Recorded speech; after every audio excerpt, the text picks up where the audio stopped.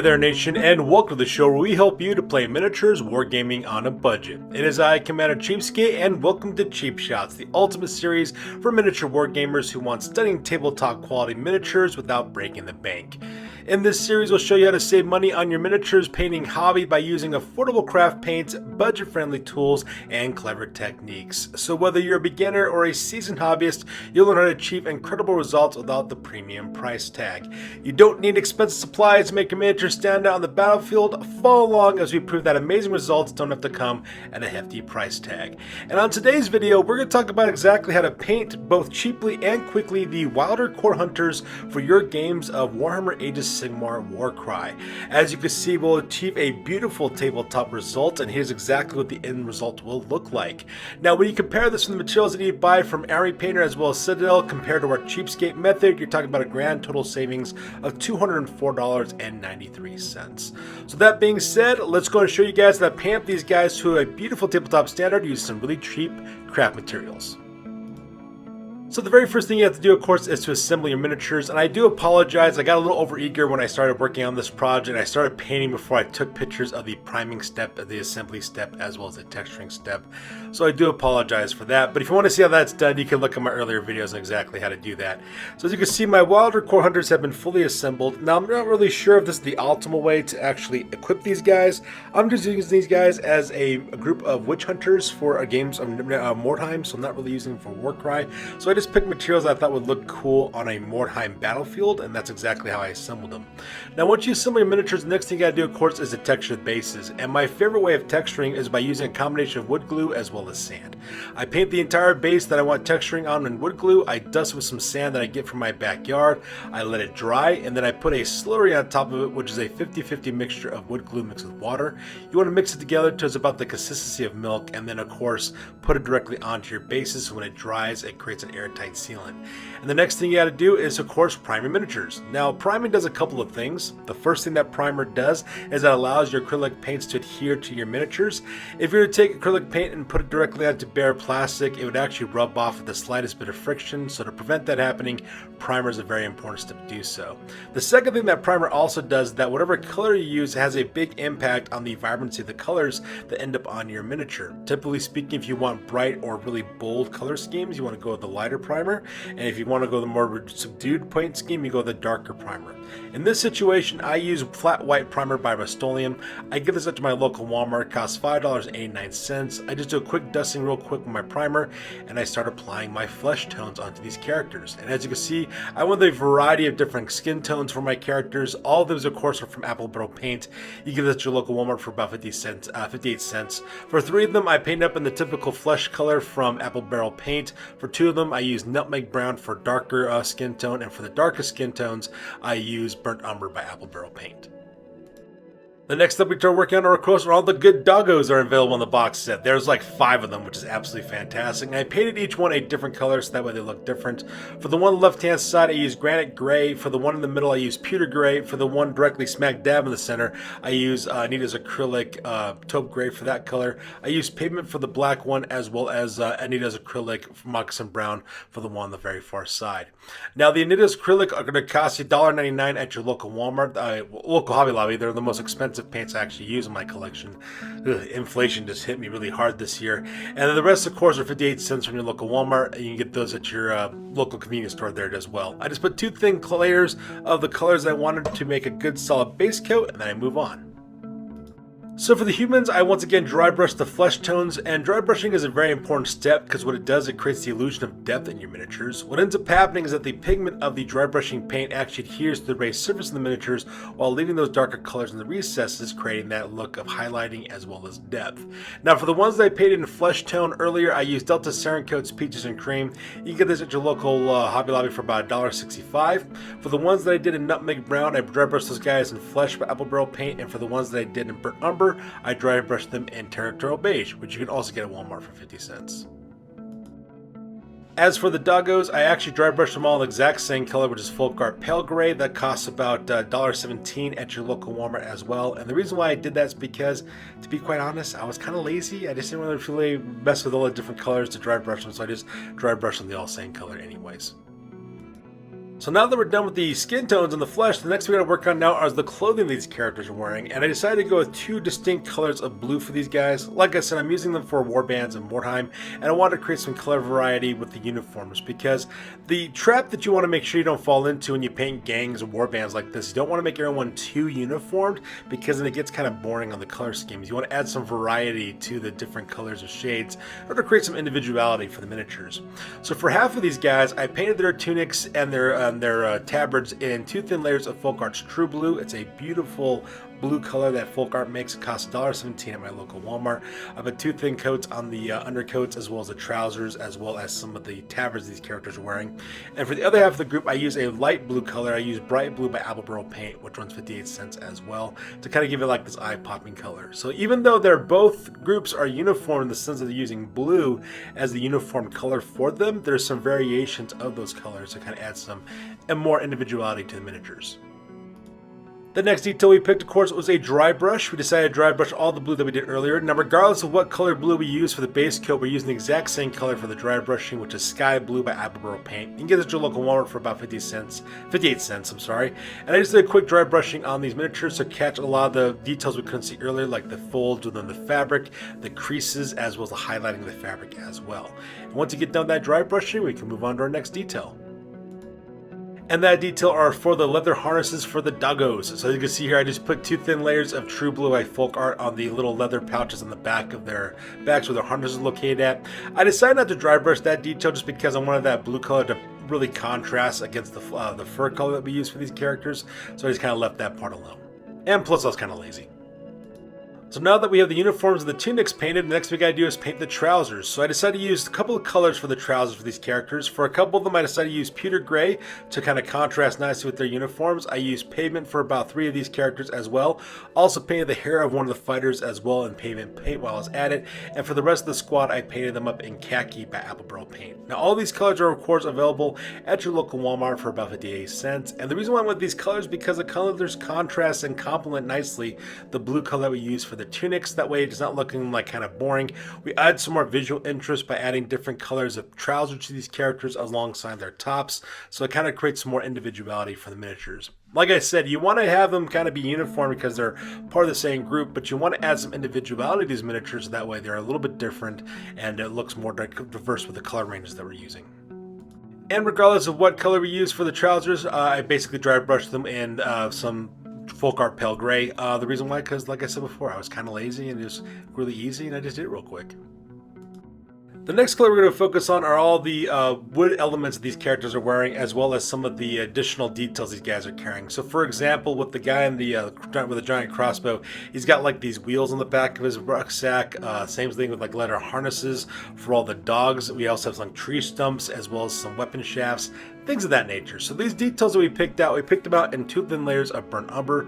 The reason why we picked burnt umber is because it's a nice organic color to use for all the wood elements we're using on these weapons, as well as on the leather harnesses for the dogs. It contrasts nicely with their fur, so that way you can see that detail. At the same time, for the 2 other fighters, decided to paint up their hair. One guy decided to paint up his hair in King's Gold by Apple Paint, and the other one I decided to use Ripe Tomato, which is a nice reddish orange color for the other character for his beard, as well as for his ponytail on the back. The reason why I picked those 2 colors is because it contrasts nicely with the blue and the black and the gray that these characters are wearing, and it also complements the other details on these miniatures as well.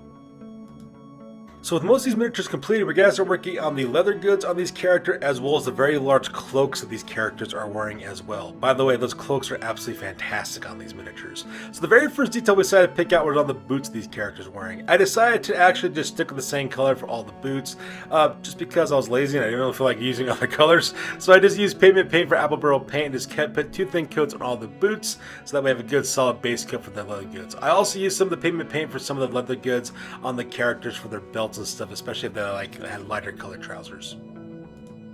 Continuing on with the leather goods, things we started painting are things like belts, satchels, as well as the pontoons that they're wearing around their boots as well, which is a nice little detail. Same thing with the arm greaves that these characters are also wearing as well. And we picked those out in 2 thin layers of territorial beige. It's a nice pale brown color that contrasts very nicely with the blues that we have, as well as the rest of the materials on these characters. The reason why I decided to go with that territorial beige is because when you have black boots like that, you want to make sure you have a very contrasting color for that dark material, so that way you can tell tell that they're two different details on the miniature, and this adds overall to the overall look of your characters as well. So just put a good solid base coat of territorial beige and ready to move on to our next major detail. And that next major detail I was mentioning for earlier was their cloaks. These characters have these really awesome high-collared cloaks that just look really awesome for these characters. In fact, it was the very first detail that was very eye-catching when I saw these miniatures when they were first announced on the Warhammer community page when they were previewed. I thought they looked really cool as well. On a side note, these guys would also make really cool Caldor Necromunda miniatures, by the way. So, like, if you are playing Warcry and you want to play Necromunda, you can easily transition these guys over to Necromunda Caldor, because Caldor basically have the same kind of aesthetic as well. And just like everyone keeps on saying, every Necromunda model is every model is a Necromunda model, because like that crossbow guy could use heavy crossbow. You can use pole arms for the pole arms that guys are carrying, axes. You can use hand bows because it's available now too. I'm just saying, you can easily make these guys into Caldor or Caldor Outcast if you want to. But anyways, on to the main topic, the cloaks these characters are wearing. I picked out 2 thin layers of Moccasin Brown by Apple Barrel Paint. Once again, it's going to be the most expensive paint on here with $1.99. I had to look for cheaper alternatives here because that's a little too pricey for me. Now, with all those layer goods done, the first thing we're going to do is we got to, of course, dry brush all the colors that we use, and we're going to use exactly the same color for the dry brushing, which is khaki. So we're going to dry brush the cloaks, we're going to dry brush the territorial beige leather goods that we did earlier, and as you can see, it does a beautiful job of bringing out those highlights on the miniatures, and it's really simple to do and really fast as well. So that being said, the next detail we're going to work on are the rucksacks these guys are carrying. So 4 of these guys have backpacks. The guy with the giant crossbow on the back has got a huge quiver for his crossbow, so we're going to pick that out in 2 thin layers of payment paint. As for the other 3 fighters, we're going to pick that out in 2 thin layers of marsh green by Apple Barrel Paint. We're just going to put 2 thin layers directly onto the rucksacks, so that way it contrasts nicely with the colors that they're already wearing. And the next detail, of course, we're going to dry brush the rucksacks. The one on the left-hand side that was done in pavement, we're going to dry brush that in Folk Arts Pale Gray. And for the green backpacks for the guys on the right-hand side, we're going to dry brush that in a thin layer of lime sherbet. You can get this at your local Walmart for about 58 cents. And as you see, the dry brushing does a beautiful job of bringing out the stitch work, as well as the claps, the folds, the fabric, all those details that we couldn't see earlier. And at the same time, we're also going to pick out some of the finer details on these rucksacks as well. For example, the bed rolls on the fighters on the left-hand side, we're going to pick that in 2 thin layers of khaki. And as for the guy with the crossbow, we're going to pick out those little ropes that are holding on to the weights for his crossbow on the small of his back. We're going to pick that in 2 thin layers of pale blue by Apple Barrel Paint. And now that we're done with all the clothing, the next thing we're going to do now is start working on the metallic colors for these characters. The first color we're going to use is Gunmetal Gray by Folk Art. It's a beautiful dark silver color that you can get at your local Walmart for about $1.17. We're going to use this for all the hard metal elements on these characters, so things like, for example, the blades of the weapons, the cross guards of the spears, the blades of the bolts of the characters you're carrying, as well as the blades of their axes. We're also going to pick out their helmets that they're wearing as well in 2 thin layers of Gunmetal Gray as well. Especially the guy right there in the center with his mask, with his beaver for his mask, as well as for the helmet that he's carrying, as well as the blade on his axe as well. Another color that we're going to also be using for a lot of the details on these miniatures, there's 2 of them. One, of course, is going to be Anita's acrylic. That's going to be Aged Copper. That Anita's acrylic Aged Copper is going to cost $1.99 for that color. And we're using that for the crossbow. So a lot of these guys are carrying hand bows. So we're going to paint the entire hand bow in that color to make it look like it's made out of Aged Copper and bronze and brass and that kind of stuff as well. At the same time, we're also going to pick out some of those details on the metallic elements of the crossbow wielder there in the center of the table. And at the same time, we're also going to use Copper by Folk Art. You can get this at your local Walmart for about $1.17. We're going to pick out the shafts of the weapons, so like the handles of the axes that these characters are carrying, as well as the shafts of the spears, as well as the handles of that huge battle axe that the leader's also carrying as well. The next detail we're going to pick out now are on the spikes for the little doggos and the little harnesses they're carrying as well. Now we wanted to make that color kind of contrast nicely with the fur that they're carrying as well as the harnesses that they're wearing, so we're using Anniversary Silver. Anniversary Silver is a bright silver color that's going to do a really good job of bringing that detail out, and at the same time making your eye catch onto those blades, because that is terrifying with a dog coming at you with like blades attached to his body. What I can imagine be really scary to look at. At the same time, we're also going to use that same metallic silver color to dry brush some of the metallic elements of these characters. So things like the shoulder pads that they're wearing, as well as the blades of their weapons, just to bring that little extra sheen to their armor. And the very last metallic element we're going to work on are some of the more metallic elements on these fighters as well. We're going to use Emperor's Gold by Deco Art. You can get that at your local Walmart for about 99 cents. And we're going to use that to paint all the gold elements on these characters. And as weird as it may sound, there's actually a lot of gold elements on these characters as well. Things like pieces of jewelry, iconography on the dog harnesses, on the fighters themselves, belt buckles, the hilts of weapons that these characters are carrying. So any kind of details you want brought up in that gold color, you just pick it out real quick, and then we're ready to move on to our base work. Alright, so the bases on these miniatures, I decided to pick out 2 thin coats of pavement paint directly onto the texturing. Now if you'll notice, there is some of the white undercoat peeking through the pavement paint. If that happens, that's perfectly fine. We're going to dry brush this with a pale gray anyway, so it's just going to bring out that detail even more. And of course, we're going to dry brush the texturing with that pale gray from Folk Art, so that way you can see the more details on those texturing. As you can see, any white that was peeking through the pavement paint before, it doesn't matter because it just looks like it's part of the dry brushing. And now that we're done with that, the next thing we got to do now is an oil wash. So we're going to use one single wash on these miniatures, which is an oil wash, and we're going to put this directly all over the miniature as well as for the bases. Now for this step, a lot of people like to use Army Painter Strong Tone to achieve this effect, and that's perfectly fine because Army Painter Strong Tone is a beautiful product that is exactly as advertised. The only problem though is that Army Painter Strong Tone is quite expensive at $32 a can, while as Minwax poly shades in acrylic for polished acrylic in Mission Oak color, that costs $7.99. It's a fraction of the cost. So I like using that as instead because it achieves pretty much similar results as well. Now the stain of that oil wash will do is it'll darken. It does a couple of things. The first thing the oil wash does is it goes directly into the recesses of the miniatures and brings out a lot of the details we couldn't see earlier. So like the gaps between the fingers, for example, the folds of the fabric, the recesses that we couldn't see before, like texturing, for example. The other thing that the oil wash also does too is it smooths out our transitions between our dry brushing as well as our base coating, so that way it looks more organic. And now you notice that chalky, pale pastel look is now gone. And the last thing it also does too is it mutes down the vibrancy of our colors and makes it a little bit more darker. That's the reason why we use such bright colors in the first steps of this painting, because that oil wash is going to darken down in the first place. Now when you do the oil wash, you do have to let this stuff dry and cure for about 24 hours because there is polyurethane in this as well as in Army Painter Strong Tone as well. What that's going to do is going to put a nice hard coating on the outside of your miniature to protect it from fading as well as chipping, but it's going to have a high gloss sheen. If you like that candy coated high gloss sheen, you could of course just leave this next step, but if you don't like it, you could of course use some matte varnish to kind of matte down the sheen. But you gotta wait 24 hours for this stuff to dry and cure. My recommendation is that you use this as the very last step of your painting process of whenever you get to it, and that way the next time you return to it, it's ready to go. So as you can see, I let this stuff dry for 24 hours, and the last way I do, of course, is to rim the bases. I use 2 thin coats of Skyline by Folk Art. You can get this at your local Walmart for about $1.17 as well. It's a nice grayish blue color. I use this color for all the skirmish miniatures in the Studios collection, so like Mordheim as well as Necromunda, just to create that kind of urban look to it. And then once you're done, of course, you can take these guys in the matte varnish if you want to. That's completely optional, and we're pretty much done. So here we are. Here is the end result of all of our hard work on our miniatures. We actually got a beautiful tabletop standard for these guys. And of course, if you want to use a matte varnish spray, that is completely optional. I decided to do that. Actually, I decided to use Krylon matte varnish spray for $6.43 at my local Walmart. But if you don't want to do that, that's perfectly fine. So now that our miniatures are done with, let's go and talk about exactly the materials you need to buy from both Citadel and Army Painter if you want to achieve the exact same results we did, but using their name brand paints instead.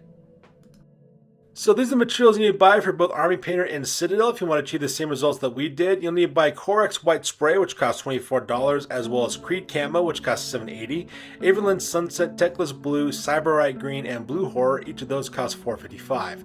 You'll need to buy Wildwood for $7.80, Bugman's Glow, Acadian Flesh Tone, Morghast Bone, Baylor Brown, Ulthuan Gray, Slanesh Gray, Eshin Gray, Troll Slayer Orange, Flayed One Flesh, XV88, and Rakarth Flesh, and all those colors cost $4.55 for those. You also need to buy a pot of Brass Scorpion, Lead Belcher, Screaming Bell, and Ironbreaker, which would cost us $7.80 for those colors. Rust Gray, Ulthuan Gray, Macog Blue for $4.55, Retributor Armor for $7.80, a can of Army Painter Strong Tone, which is going to cost you $32, a can of Mutatorium Varnish Spray if you want to go the matte finish, that's going to cost you $24, and for the basing you need to buy a Army Painter basing set for $18.99, as well as a bottle of Citadel PVA glue for $12.50. So assuming that you're purchasing everything on this shopping list for the very first time, you're talking about a grand total investment of $248.99. My cheapskate method, even with the inflated prices that we're currently seeing, it's going to be a grand total of $44.06, and once again, that's assuming you're purchasing everything from our cheapskate method for the very first time. Now, when you compare the two prices, you end up with a grand total saving of $204.93. So there you guys have it. If you guys are looking for a way to save money on the miniature wargaming hobby, may I actually suggest using some cheaper craft paints in order to achieve the same tabletop results as you would by using the name brand paints. After all, things are quite expensive these days, and using cheap craft paints can achieve similar results at a fraction of the price. And of course, if you have any tips or any other saving tips on the hobby, please share it in the comments, and we might feature it in a future episode if you actually bring up a good idea on some products that could actually help us save even more money on the wargaming hobby. So there you guys have it. That's good for this one. As always, please feel free to like, comment, and or subscribe. Your guys' input is invaluable to us as always. I will catch you guys on the next one. Peace out and stay classy.